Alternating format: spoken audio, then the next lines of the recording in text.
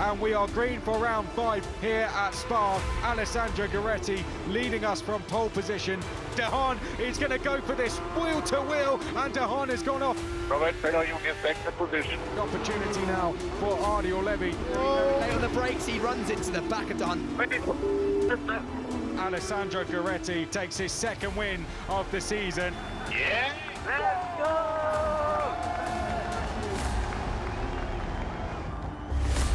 We're into the final 3 rounds of the season for the Porsche Mobil 1 Super Cup. So it is all eyes on the championship fight, where there is just 28.5 points between the top 7 in the championship.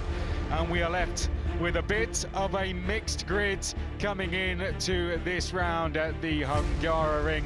16 laps of racing coming up at a circuit where we will see some opportunities for overtaking. We've had a bit of mixed conditions this morning, so that could mix things up slightly as well.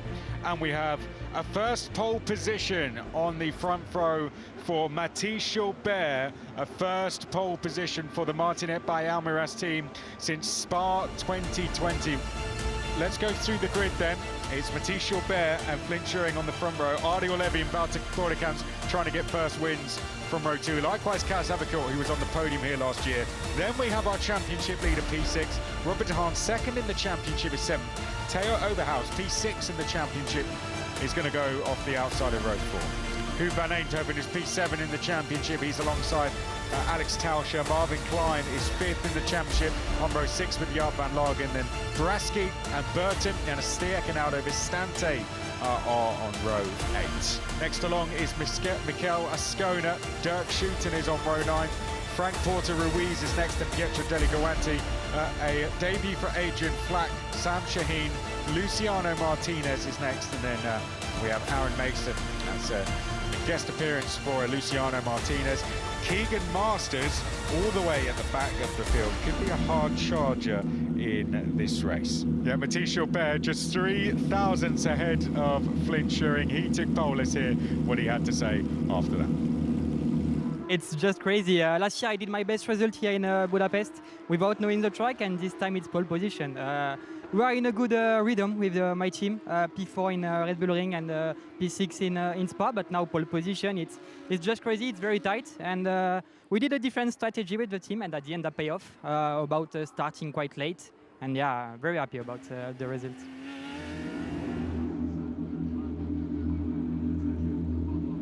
.5 points between the top 7, as I mentioned. 25 drivers out there, 16 laps of racing, points to your top 15, and we are set to go here at the Hungaroring on Grand Prix Sunday for round 6 of the season.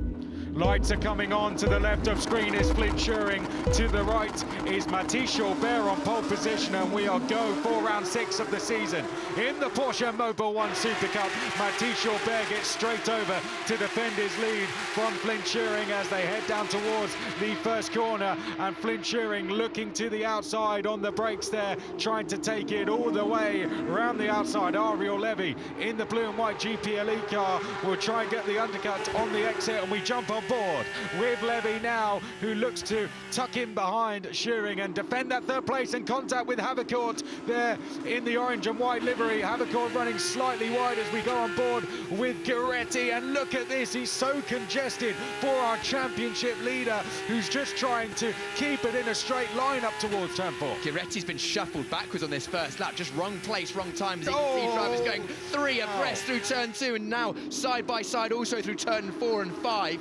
Gueretti's just getting shuffled backward, and he spun Stiak. I don't know whether he was either pushed or whether he jumped, but there was a spin from Stiak in the mid-pack. Yeah, Stiak is round. Let's hope he can get going. Oh, and Borkamps is round the 22, off at the chicane. The number 22 who got his best qualifying. He was looking to try and get a first podium in this race, but it's an absolutely disastrous start. So 2 prisoners taken on the first lap in Janis Stiak and Valter Borkamps. Yellow flags are out. Let's hope they can both get going again. If not, we could see a safety car in this race.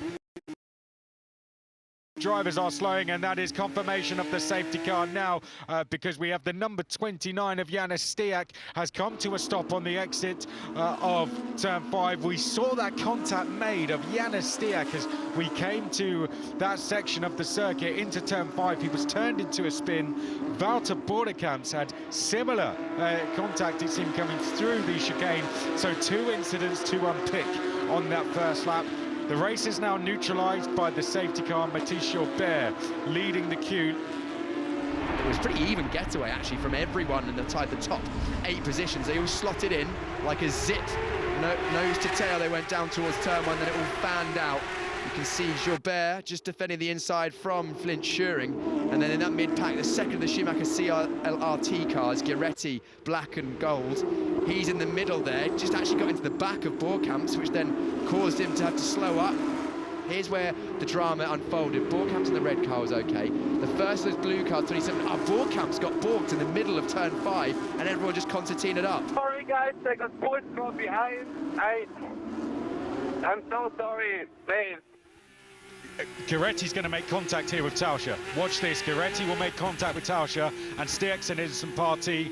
Wait for it there. But it wasn't really Giretti's fault. It was Borkamps that got a little slide in the middle of 5, slowed up, and everyone was so close they had no time to react. So I don't see Giretti getting a penalty for that. And then Borkamps, 1 turn later, getting forced round. So drama in the first lap. He in that contact he had damage to his radiator, spun in his own fluid. I think you can see just in front of the front left wheel there, water falling out of the splitter. We're getting a rearward shot here. De Haan's rear shot here, coming through turn 4. That's Tauscher, isn't it, behind us? Yes, we're about to see a rearward view of this incident. De Haan's on the outside. You just see it's just a concertina, and there, yeah, the fluid is already coming out of the front of Borkamp's car. Oh, and then he makes contact with... That's Overhaul. A wheel off from Michael Ascona, is that? Yeah. Yeah, wow. So we were going to end this safety car, but we certainly won't be now. Now, Michael Ascona, a right rear wheel off his car, so the safety car will continue on. The lights have come straight back on, the safety car, and the field will now just pick up the pace of that safety car, and there was just a moment there where Gilbert was getting down full pace, but good driving in the end from our race leader to slow the pace down and get behind the safety car. Really good reactive stuff actually from our race direction team there. They saw that and immediately called the safety car before it had come into the pits. And good job from the whole field, because they would have all had the message over the radios that we're going racing this time, and then we'll have had to have a look back at that. Look out for the bright yellow car. So the Michelin trying to make a bid for freedom. I can see the wheel nut fly off there as well. And then this is where the tyre left the car. Ascona would have known at that point. Unfortunate for Ascona. He's had a strong season. The new driver and new team to the championship in 25, the Hideka Racing team, Spanish team joining the championship, and have had some really good results. He has, but we'll have no chance to add to that today. This is going to be nose to tail stuff. Looking forward to some good racing. Turn 1, turn 2 are going to be pretty tasty, I reckon. And whilst we get ready for that, just to quickly say that incident we had at the start involving Burton, Tauscher, Stiak, Klein, Giretti will be investigated after the race. So they will look into it, but they will do so after the race. Okay, Gilbert now has the pace of the field as we head down to turn 12. On the road, the best chance to overtake is to make him defend. If he has to brake inside turn 1, then there is a chance on the exit. That's because he's right behind one of his championship rivals, Marvin Klein. Marvin Klein in the red and white livery. He's 8 back. Giretti in the black and gold CLR2 livery right behind. That's its own battle to watch, and he was pushing him through the penultimate corner. Out front, though, in the green and white, Martiner by Almiras. Mathis Gilbert, a first pole position, chasing a first win, first podium. The Frenchman out of the final corner now, and down the start-finish straight, the rookie Flint Schuring flashing the headlights behind. Ardiel Levy in third place as we head across the start-finish line. And here are two of the heavyweights of Porsche Mobile 1 Super Cup going wheel to wheel into the first corner. Oh, that was very congested there. Alessandro Gueretti, how on earth did he find a space on the inside, but just about gets through, and that is 8th place for our championship leader. Yeah, they broadcast that over the team radio, didn't they? They said this is the place to get him, and he went for it. Looked like he wasn't braking late enough, just rolled off the brakes, got alongside through turn number 1 as we see the drivers jumping over the curb at the apex of 3, which is throwing loads of dirt on the road. That might be slippery next time by, but that's a good move from Gueretti, showing determination to gain those positions back that he lost on the initial start of the race, although Klein is right there trying to regain the position, tucks underneath, but can't get it done at turn 5.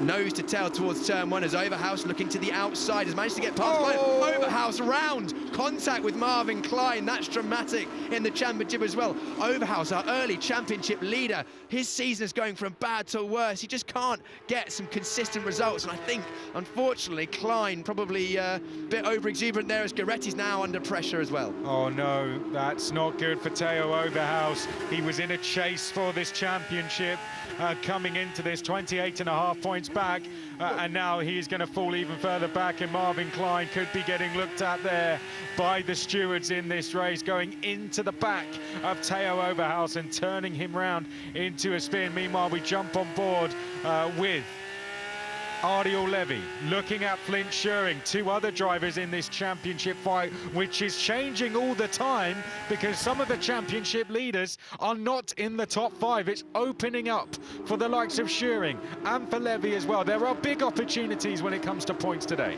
Yeah, Klein was an early season favourite. I mean, people were looking at him saying that potentially he was going to be a champion, and he is under investigation for that, but he had such a hard start to the year. Retirements in the first 2 events. Here we are, looking backwards at Overhouse. Here we are into turn number 2, Robert De Haan. Then, where's... Oh, this is a few laps ago. When was this? This was... So this was Overhouse into the back of De Haan. Yeah, no harm, no foul there. That's just a bit of friendly rubbing as racing. And then this was down towards turn number 1. Gueretti on Overhouse gets the move done. Okay, this is then how... So clearly Overhouse had got past Klein earlier on in that previous lap. We didn't see it. Then Overhouse looking to the outside of Gueretti. Klein sees an opportunity, tucks up the inside. Overhouse is coming back across the road, but I think, unfortunately, it's on Klein there. He has to see that Overhouse is cutting back and needs to predict that.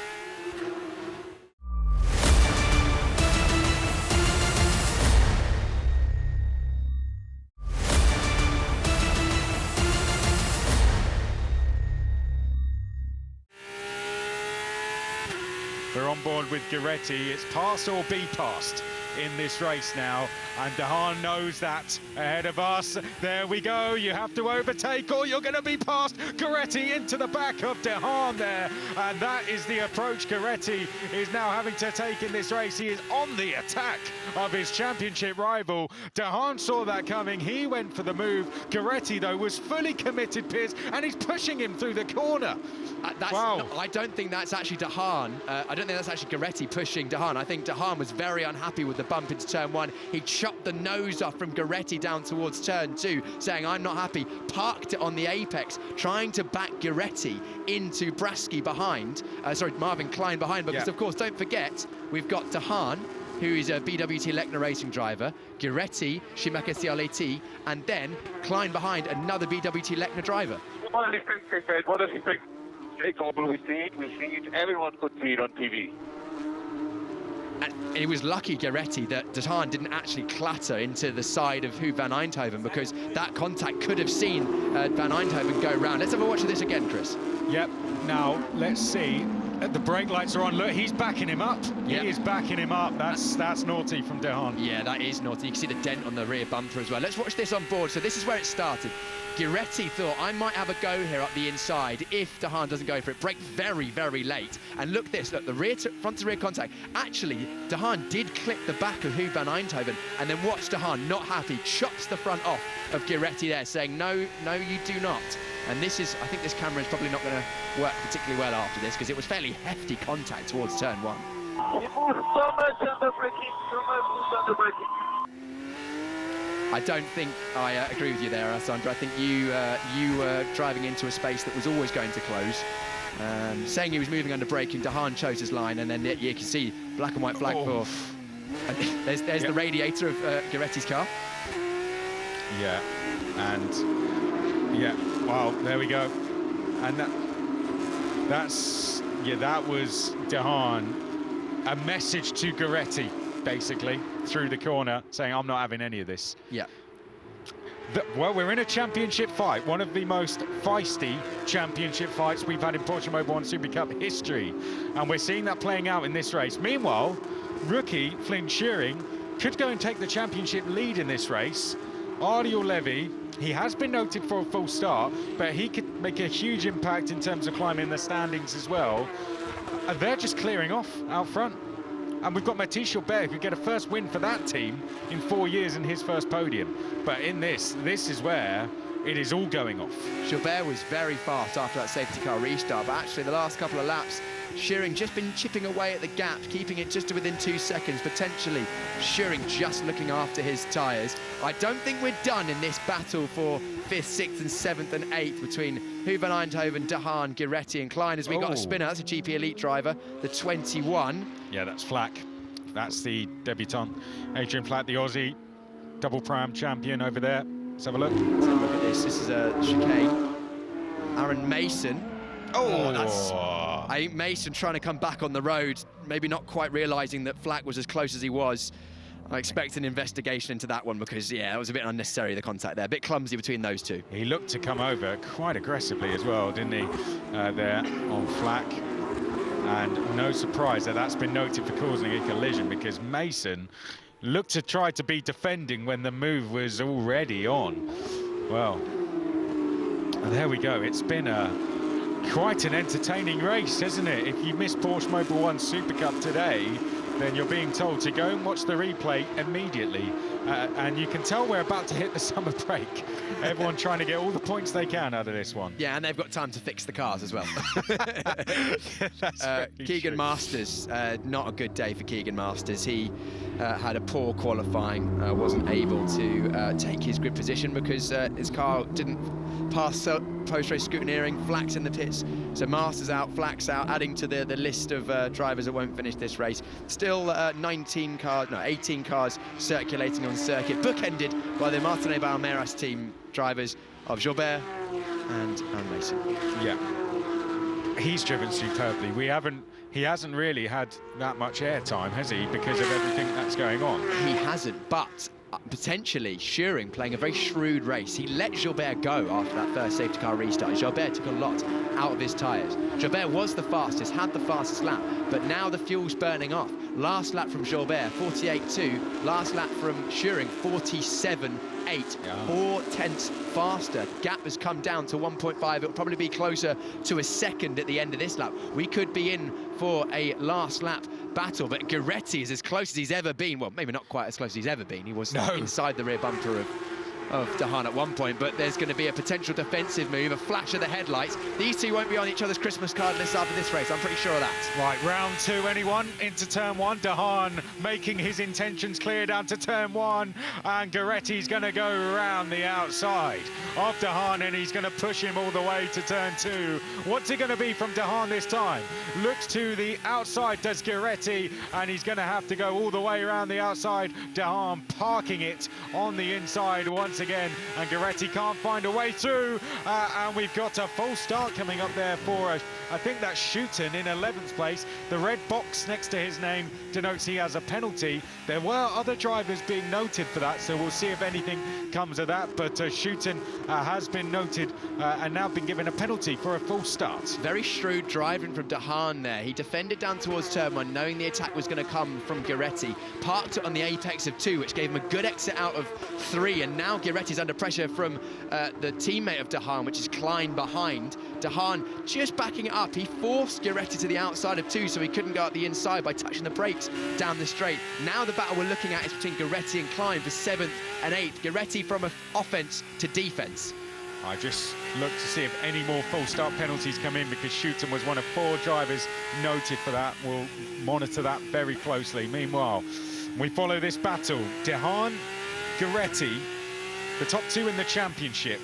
Guiretti leading De Haan in the championship. And it's De Haan 6, Guiretti 7.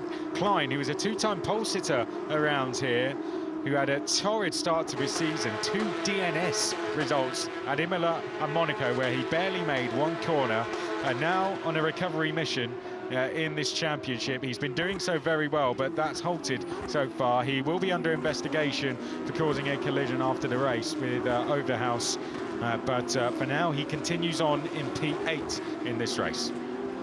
Let's have a look at what our race leader Mathis Gilbert has been up to. Bouncing his way, dancing his way through the chicane. Those Michelin tyres certainly not in the condition they were at the start of the race, as that man there, Flint Schuring, is pushing on hard.